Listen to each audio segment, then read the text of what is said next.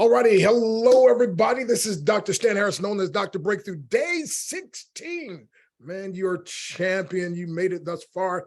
You're going to make it to the end because you're committed. I know you are. So I want you to hear a powerful testimonial, and then we're going to jump into this, and none other than the incredible Willie Tubbs. I want you to hear this. Hello, everyone. This is Willie Tubbs. I want to shoot this quick video for Dr. Stan Harris. It's a lot of things that Dr. Stan Harris has done for me, and as a result of taking his classes, taking his courses, taking his challenges, let me tell you, I am a full-time transformational speaker. I travel to schools to speak to children and to empower them, teaching them how to reset, using my reset philosophy. I have started several businesses because of the insight and the information that Dr. Stan Harris has been giving me. And the latest company that I have started called Kingdom Anthologies, it gives people the opportunity to release their frustrations so we can demonstrate to the world how to get over their storm, which is storm. My acronym for storm is something that only remains momentarily. There's so many things that I am doing all because of the teachings of Dr. Stan Harris. So I really, really advise you to do what you need to do to get connected with Dr. Stan and take his breakthrough challenge, take his course, take anything that he's bringing towards to you, because you will learn how to reset. What is my acronym for reset? Remember, every situation empowers transformation. Everyone, at the sound of my voice, have a blessed day. All righty. We will. And so we're going to have a blessed day. By the way, write this down: on purpose and by design. Right? Going to have a great day on purpose and by design. So we've been talking about some powerful things tonight, my friend. I'm going to give you something very simple, but yet very powerful. As a matter of fact, let's have some fun. How about if I teach tonight on real winners quit accepting criticism? Well, let's put it this way. Real winners quit accepting constructive criticism from those who've never constructed what they would like to build. Oh, wow. I can just shut it down right there. Let me say it again. I said real winners, because remember, people try to tell us, oh, quitters never win and winners never quit. No. Real winners always quit.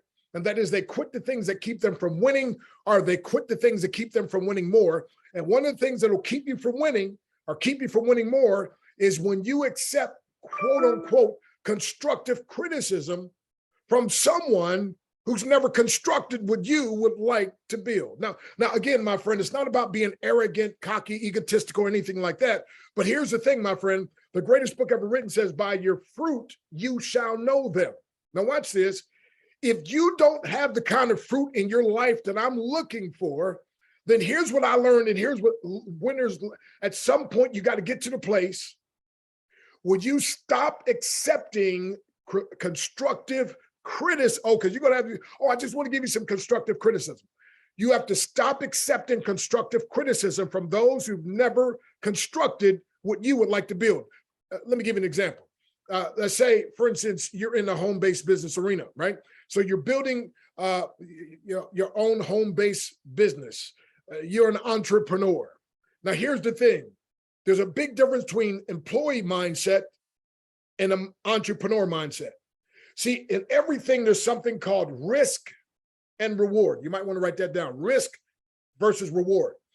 Now, employee mindset people are so focused on the risk, they lose sight of the reward. Oh, did you get that? Let me say it again. I said, you got employee mindset people and entrepreneur mindset people. Now, the employee mindset people, they're so focused on the risk, they lose sight of the reward. But wait now. But the entrepreneurial person, they're so focused on the reward, they're willing to deal with the risk. Oh man. I mean, come on. See, here's the thing, my friend. Again, there's always risk and reward. And by the way, you might want to write this down too. Risk is the ledge that gives winners the edge. Let me say it again. Risk is the ledge that gives winners the edge. Now, when we talk about risk, you want to make a calculated risk, right? You want to make a calculated risk and make sure it's calculated in your favor, all right? So make sure you understand me. But here's what I'm trying to tell you. People with an employee mindset look at entrepreneurs and they're like, well, wait a minute, now, if I was you, I wouldn't do that. If I was you, I wouldn't join that business. So here's what happens. Sometimes they, like I say, you got a brother. Now, my brother is on the line here. And he's a communication specialist, retired from the Army and so forth. So I don't know if he did 3 tours and 2 wars, no, just but anyway, but them veterans, they got stories to tell. And by the way, thank God for each and every one of you that have served in armed forces and so forth, and or are serving right now. We thank you so much for that. But here's what I'm saying, though. He's a communication specialist, right? So if he wanted to tell me about something dealing with internet communication, the things that he's an expert in, then guess what? I'm going to listen to him. But if he wants to tell me about a home-based business that I'm starting or an entrepreneur endeavor that I'm doing, and he's not an entrepreneur in that, like, I don't mean any harm, love you, bro, but I ain't listening to that. I mean, it's like going in one ear and out the other. But here's what I find out. Well-meaning people, because they have a brother who's an attorney or a sister who's a brilliant doctor. And they would say to them, well, if I was you, I wouldn't do that. Well, guess what? They're not you, right? So they're like, well, I don't know about that. Listen, no. You never, come on, write this down. Never, ever, ever ask constructive criticism from someone who's never constructed what you like to build. Now, if it comes to home-based business and you want to find out from somebody, ask somebody like me that built a team of 13,389 people in 3.5 months. My wife and I with one company, another company, 22,869 with another company, one company, 1.5 million people in 6.5 years. And as I told you, just had a big event that I spoke at, and I was blessed to close it out. Bishop T.D. Jakes and Grant Cardone and Dr. Myron Golden, Darius Daniels. I mean, oh my goodness, Ash Cash. I mean, 24 different powerful entrepreneurs, Dr. Delatoro McNeil. I mean, so many, which by the way, he just did the Today Show the other day he said for the 4th time he's been on the Today Show this year. That's powerful without a publicist, right? So anyway, but I said all that to say this. So, I've personally been successful in 9 companies, my friend, where I've been one of the top income earners. And a matter of fact, at one time I was the #1 income earner in not 1, not 2, but 3 companies at the same time. Okay. Now watch this. So you might want to get constructive criticism from somebody like me about a home-based business. Now, and again, let me just, let me go ahead and say that. Don't do the old-fashioned thing. Hey, Dr. Breakthrough, I'm looking at this thing. I want to get your opinion. Well, I get paid a lot of money. So if you want to pay me give you my opinion, but I don't really give opinion, I'll give you constructive criticism. But here's what I'm saying though. I've seen so many people get their dreams dashed. So many people, my friend, that could have had some incredible success, but it was tainted. It was spoiled. Why? Because they received constructive criticism from someone who had never constructed what they wanted to build. So again, my friend, I'm telling you, if you get this, it'll change your life for the rest of your life. I've told the illustration before, but Les Brown and I were speaking in, several places we've spoken together, but this particular time in London. And I never forget, Les, we were having a question and answer thing. I think it was a panel of us. And so somebody asked Les a question. He told him, listen, when it comes to marriage, don't ask me. He said, I've been married and divorced. That time is 4 or 5 times. I can't remember.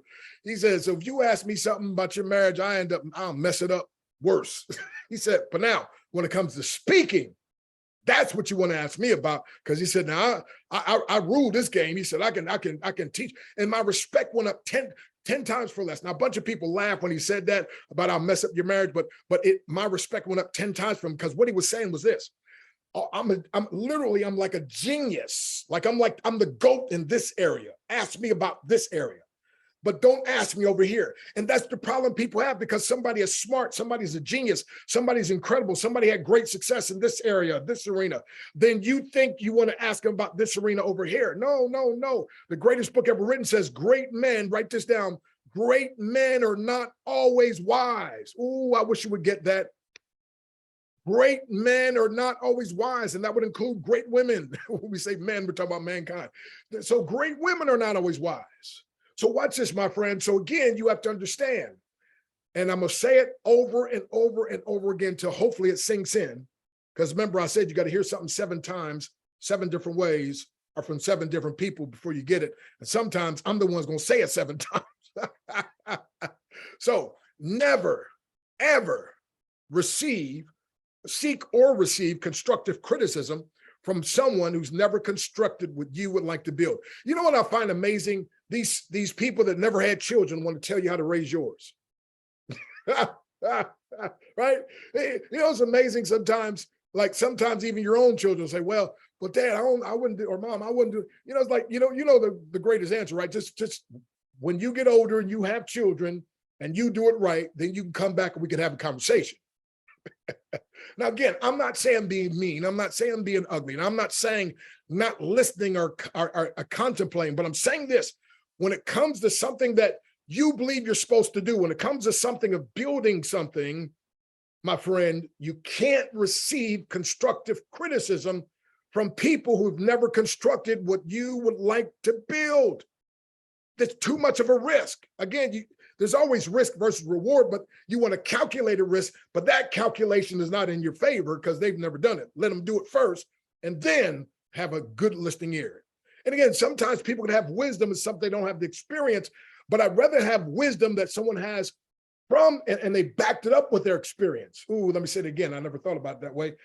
There's some people don't have wisdom in areas that they don't have the experience, but I feel safer banking, listening to someone who not just has the wisdom, but they've produced the experience, and the wisdom and the experience backs up the wisdom that they want to give. Oh man, did I say that? Somebody needs to send me a text. So you understand what I'm saying? Again, so I'm not negating. Some people, they have the wisdom, but I would far rather trust the wisdom from someone who also has the experience that's backed up their wisdom. That, you know, it's like they've got the wisdom and their experience says, amen, so be it. I've tested it, tried it, and proved it, and it works. All righty. So again, if you're going to be a real winner, you're going to have to quit taking constructive criticism from those who've never constructed what you would like to build. And what I just said is good.